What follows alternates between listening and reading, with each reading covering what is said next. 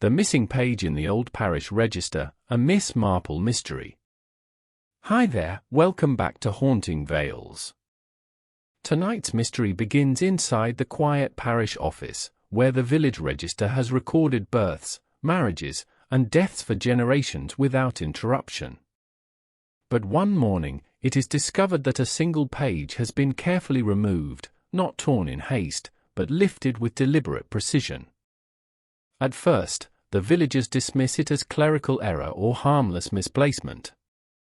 Yet Miss Marple notices what others overlook: the date of the missing entries, the names that should have been there, and the subtle tension in those who insist it means nothing at all. A page does not vanish without reason, especially when it holds the record of a past someone would rather rewrite. As she pieces together what was erased, Miss Marple begins to understand that the missing page is not merely a gap in ink and paper, but a silence crafted to protect a dangerous truth. Before we uncover what was so carefully removed from the register, don't forget to subscribe for more haunting Miss Marple mysteries on Haunting Vales. Chapter 1: The Missing Page in the Old Parish Register. The morning the page was discovered missing began with a thin silver mist lying low across the churchyard of St. Mary Mead. The ancient stones, worn smooth by generations of wind and rain, stood in solemn rows beneath a sky still pale from dawn. The church itself, square tower rising above tiled roofs and narrow lanes, seemed as steady and immovable as ever. Yet within its walls, something had been disturbed. Something small in size, but vast in consequence. Mr. Clement, the parish clerk, was a man who respected order. He respected ink that did not blot, shells that did not gather dust, and records that remained precisely where they had been placed. Every Tuesday morning, without fail, he unlocked the lower drawer of the vestry cabinet and withdrew the old parish register. The book was thick, bound in dark leather faded by time, its pages thin and fragile as autumn leaves. It contained the written memory of the village, baptisms recorded in careful script, marriages entered in looping ink, burials noted with solemn clarity. It was history preserved in handwriting. On that particular morning, Mr. Clement settled at the narrow wooden desk beneath the tall window and began his inspection. He turned the pages slowly, mindful of their age. April 1919. May 1919. His fingers paused. His breath caught. Between two entries, where one sheet should have rested securely stitched into the binding, there was nothing but a clean and deliberate gap. He leaned closer. The edges were not torn. They were cut. A blade had passed through the paper with precision. The stitching at the spine had been severed with equal care. Someone had removed the page. Someone had taken the time to do so quietly, and recently. For several moments he could do nothing but stare. Then he locked the register back into the drawer, his hands trembling in a way that unsettled him more than the absence itself. Within an hour he had informed Reverend Hall. By midday, the matter had spread through the village like a ripple across still water. The vicar was deeply distressed. The register was not merely a book. It was a legal and sacred document. Only two keys existed, one in his possession, the other held by Mr. Clement. There were no signs of forced entry. No broken lock. No disturbed cabinet. Whoever had done this had done so lawfully, or with careful access. By afternoon, speculation thrived. At the bakery, Mrs. Price declared that it must concern a scandal from long ago. At the post office, Mr. Ellis suggested it might involve inheritance. Near the green, two farmhands debated whether a hidden marriage had once been concealed. The missing page became a mirror for every suspicion the village had ever carried. Miss Jane Marple heard the news shortly before tea. She was seated by her window, knitting a pale blue scarf, the steady rhythm of her needles as precise as Mr. Clement's handwriting. When young Lucy Brown hurried up her path to share the tale, Miss Marple listened without interruption. She asked only one question. What was the date of the missing page? April 1919, Lucy replied, still flushed with excitement. Just one page, Miss Marple. Gone as if it had never been there. Miss Marple set her knitting aside.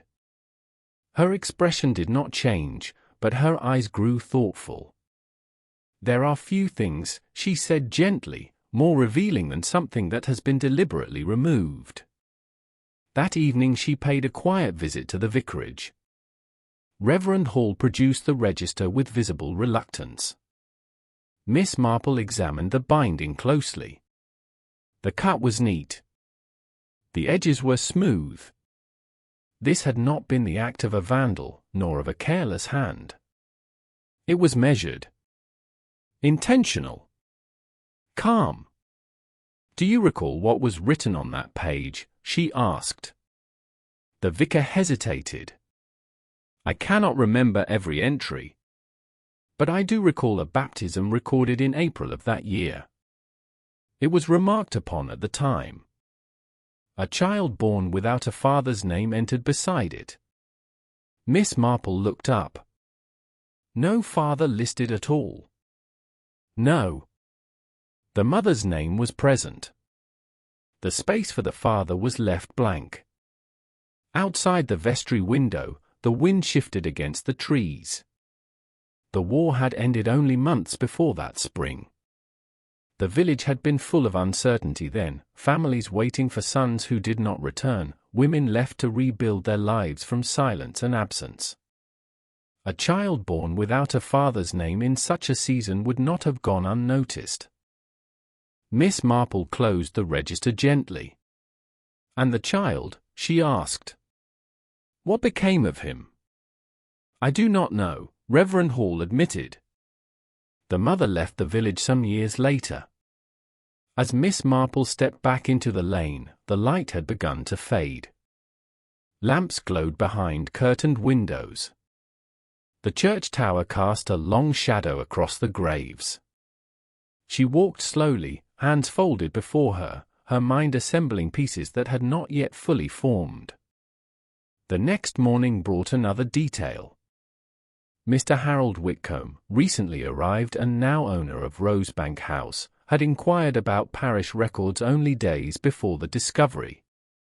He had expressed interest in tracing family connections to St. Mary Mead. He was a prosperous man, courteous yet reserved, with an air of someone who guarded more than he revealed. Miss Marple invited him to tea that afternoon. He arrived precisely on time, hat in hand, his smile polished yet faintly strained. His gaze flickered to the small writing desk near the window, as though expecting to see the register there. I hear the parish has suffered a loss, he remarked smoothly. Indeed, Miss Marple replied, pouring tea with steady hands. It is remarkable how a single missing page can unsettle so many. He nodded. History should remain intact. Yes, she said softly. Especially when one is seeking confirmation of one's origins. There was a pause. Brief. Almost imperceptible. Yet Miss Marple observed the tightening of his jaw, the careful stillness that followed. You were making inquiries last week, she continued. Tracing family roots. My late mother spoke of this village, he answered. I wished to verify certain matters. And did you? Not entirely. Miss Marple stirred her tea. It is curious how the past sometimes refuses to remain exactly as we prefer it. He rose shortly afterward, polite but eager to depart. From her window, Miss Marple watched him walk down the narrow lane, his posture upright, his pace measured yet swift. A missing page is rarely about paper. It is about a name. A date. a truth that someone believes must not be seen. The baptism in April 1919, the absent father's name, the prosperous newcomer seeking roots. These were not coincidences. They were threads. And Miss Marple, with patience born of long observation, had begun to trace them. Chapter 2, The Name That Was Never Written. The unease that settled over St. Mary Mead after the discovery did not fade with the passing of a single night. Instead, it deepened, like a chill that seeps slowly through stone walls. Conversations grew quieter when certain names were mentioned. Doors closed a little more firmly. Even the churchyard seemed altered, its silence no longer peaceful but watchful. The missing page had not only removed ink from paper, it had disturbed memory, and memory in a village is a delicate and dangerous thing. Miss Marple understood that the truth of 1919 would not be found in the register alone. Paper can be cut, but recollection lives in people, and people often remember more than they believe they do. She began, as she so often did, with the oldest roots. Mrs. Henderson had lived in St. Mary Mead longer than most of the gravestones behind the church. If anyone could recall the spring after the war, it would be her. Mrs. Henderson received Miss Marple beside a small coal fire, her hands folded over a wool blanket. Her eyes, pale but keen, lifted at the mention of April 1919. A slow nod followed. "Yes," she murmured, her voice thin but steady. "There was talk that year. Not loud talk, but the kind that travels all the same. A young woman came back from London. Sarah Dunning was her name. She had been in service. Quiet girl. Kept to herself. Then she had a child. A boy. No husband?" Miss Marple asked gently. Mrs. Henderson shook her head. None that anyone saw. The war had ended only months before. Many young men never returned. Some did, but not the same as they were before. It was an unsettled time. Still, a child without a father's name in the register raised eyebrows. Not cruelly, you understand. But people noticed. Miss Marple leaned slightly forward. And the boy? Baptized that April. I remember because the bells rang twice that morning. Reverend Clark was vicar then. He did not refuse the baptism, but he did not look pleased either. The mother stood alone at the font. She would not speak of the father. Not to anyone. The name lingered in Miss Marple's mind. Sarah Dunning. It had not been mentioned by Reverend Hall. Perhaps it had slipped from memory. Or perhaps it had seemed unimportant at the time. Yet no detail is unimportant when someone has taken a blade to history. And what became of them? Miss Marple asked. Mrs. Henderson sighed. They left within 5 years. The boy must have been 4 or 5. There was talk that a relative in another county offered assistance.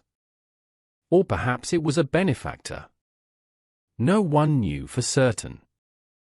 Sarah did not say goodbye to many. Miss Marple thanked her and stepped back into the pale afternoon light. The air felt heavier than before. A child born without a father's name. A mother who would not speak. A departure. And now, decades later, a page removed with care. The next visit was to Mr. Ellis at the post office, who prided himself on remembering every family that had passed through St. Mary Mead. He produced an old ledger of forwarding addresses and squinted at it through his spectacles. Dunning, yes. They relocated to Millthorpe. Small town. I recall the boy's first name. Daniel. Daniel Dunning. Daniel. The name seemed ordinary, almost deliberately so. Miss Marple thanked him and continued her walk, her thoughts settling like pieces upon a chessboard. By late afternoon she turned her steps toward Rosebank House. The large property, newly restored, stood in contrast to the modest cottages nearby. Mr. Harold Whitcomb had purchased it the previous autumn. He had arrived with little explanation and considerable wealth. His manner was courteous, yet distant. He had asked about family roots. He had examined the parish register. Days later, a page from April 1919 had vanished. Miss Marple did not accuse. She requested conversation. Mr. Whitcomb received her in a bright drawing room overlooking trimmed lawns. He was composed, though a faint tension lived beneath his politeness. "You wish to speak further?" he asked. "I find history fascinating," Miss Marple replied in her mild tone. "Particularly when it concerns those who return to a place connected to their childhood." "I was not raised here," he said quickly. "Only told that my mother had ties to the village." "Your mother," Miss Marple repeated gently. "And her name?" He hesitated, just long enough. "Eleanor Whitcomb." "Whitcomb by marriage?" A flicker passed through his expression. "Yes." Miss Marple's eyes rested on him with quiet steadiness. It must be difficult not to know one's full beginnings. He stood abruptly and crossed to the window. "I know enough," he said, though the firmness in his voice felt rehearsed. "I have built my life without needing old records." "Yet you sought them," Miss Marple observed. He did not answer. When she left Rosebank House, the pattern had grown clearer, though not complete. Daniel Dunning. A boy baptized without a father's name. A mother who later bore the surname Whitcomb through marriage. A man now returned, wealthy and guarded, seeking proof of lineage. And a missing page that once carried the truth of his birth. That evening Miss Marple sat once more by her window, knitting untouched in her lap. She considered human nature as she so often did. In villages, shame can last generations. A blank space beside a father's name can shape a life. A man who rises from obscurity may wish to erase the reminder of uncertain beginnings. Not out of malice, but from fear. Fear that respectability, once questioned, might crumble. But there was something else. Something deeper. If the page had merely shown a blank father's name, why remove it now? The absence had existed for decades. Why fear it suddenly? Miss Marple closed her eyes briefly. Because someone had begun asking questions. Because inheritance, perhaps, was involved. Because legitimacy, once examined, can alter the flow of property and power. The church bell tolled 9. In its measured sound, she heard not alarm, but inevitability.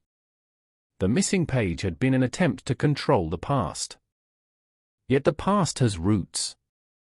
It pushes upward through soil long after it is buried.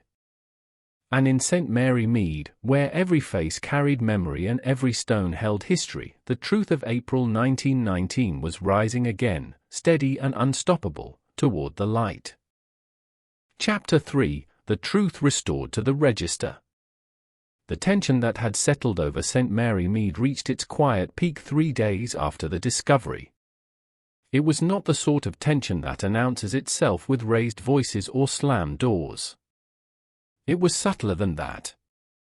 It lived in glances that lingered too long, in conversations that ended abruptly when a third party approached, in the steady awareness that something hidden was pressing upward toward exposure. The missing page had become more than a torn sheet of paper. It had become a question that refused to be ignored. Miss Marple understood that answers rarely reveal themselves through confrontation. They emerge through patience, through the gentle alignment of small and seemingly unrelated facts. She spent that morning not in dramatic inquiry, but in quiet reflection. She reviewed every detail in her mind. April 23, 1919. A baptism. The name Daniel Dunning. No father recorded. A mother who later became Eleanor Whitcomb through marriage. A prosperous man now returned, asking about roots, inspecting records, and within days, a page removed with careful precision. There remained one detail unsettled in her thoughts.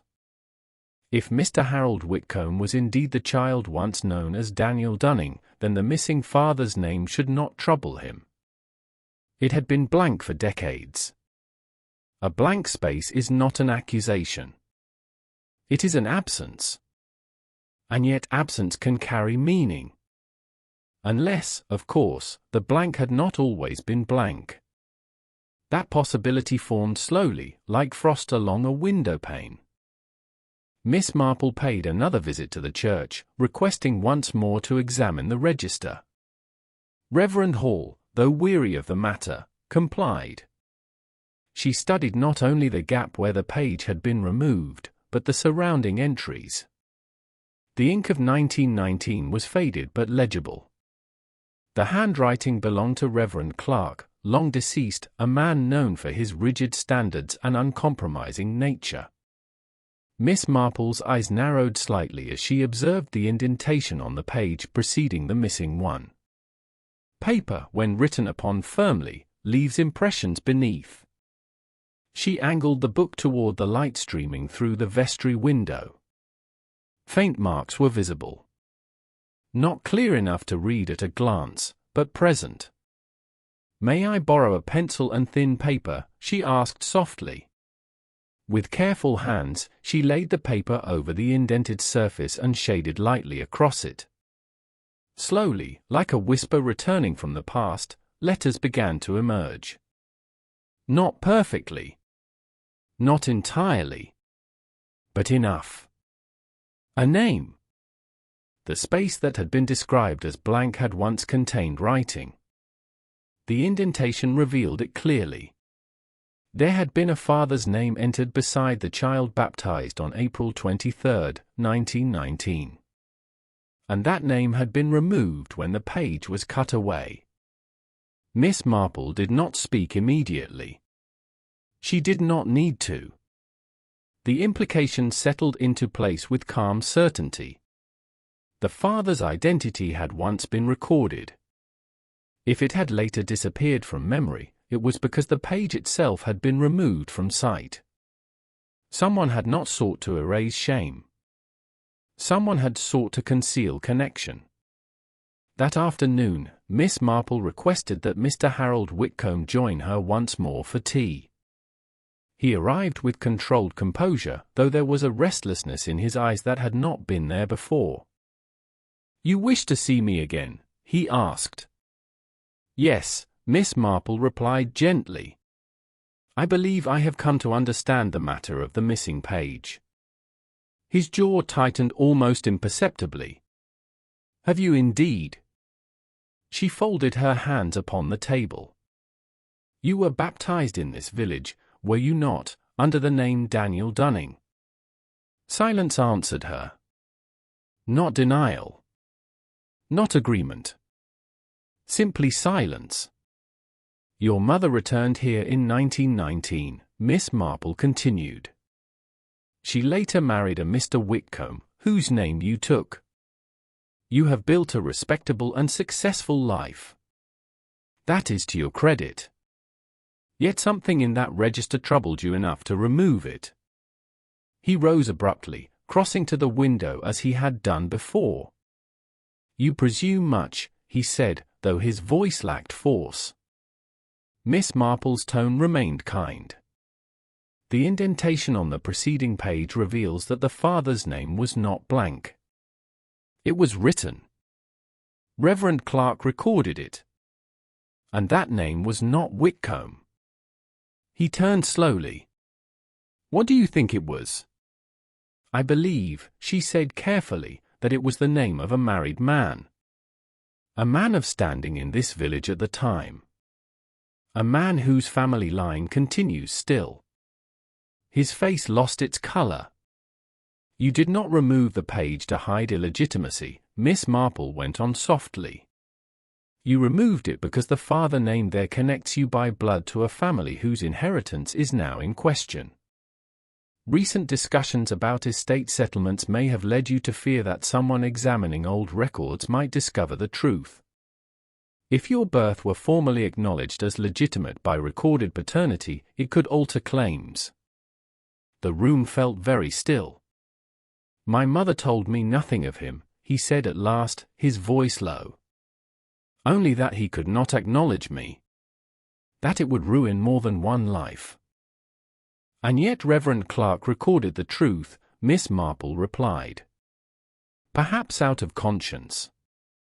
Perhaps because he believed that one day honesty would matter more than reputation. He covered his face briefly with one hand, then let it fall. I did not mean harm. I only wished to prevent upheaval. I have no desire to claim anything. But if the record were discovered, others might insist upon it. Miss Marple regarded him steadily. You believed that by cutting away a page, you could control what followed. He did not answer. The difficulty, she continued, is that truth does not reside in one book alone. It resides in memory, in resemblance, in legal documents beyond this village. Removing the page does not remove the fact. He sank into a chair, the strength leaving his posture. What will you do? Miss Marple considered him with compassion rather than accusation. I shall inform Reverend Hall that the page was removed deliberately. I shall also inform him that the indentation confirms a father's name was recorded. It will then be a matter for legal counsel, not village gossip. As for you, Mr. Whitcomb, your life need not be undone by this. Only by deceit does undoing occur. He looked at her with something like relief, though it was edged with sorrow. You are kinder than I deserve. I am practical, she replied gently. Villages survive on truth, even when it is uncomfortable. Within a week, the matter was placed in proper legal hands. The missing page could not be restored physically, yet its existence and content were acknowledged through careful examination and corroboration. The father's name, long hidden by fear, was recorded once more in official documents. There was discussion. There was surprise. Yet there was no scandal of the magnitude Mr. Whitcomb had feared. Time had softened outrage. What had once threatened ruin now seemed a relic of stricter days. On a quiet evening soon after, Miss Marple sat once more by her window, knitting resumed, the village calm beyond the glass. The church bell rang steady and clear. The register remained in its drawer, incomplete in paper yet complete in truth. She reflected, as she often did, that human beings are rarely driven by wickedness alone. More often they are driven by fear, by pride, by the desperate wish to shape the past into something safer than it was. Yet the past resists such shaping. It waits patiently, knowing that it cannot be erased, only faced. And so, in St. Mary Mead, a missing page had taught once more that truth, though fragile as old paper, endures longer than any blade. If you have enjoyed this mystery and wish to return again to St. Mary Mead for more secrets hidden behind quiet doors and gentle smiles, be sure to subscribe to the channel and join me for the next case. There are always more stories waiting in the smallest corners of the village, and I look forward to uncovering them with you.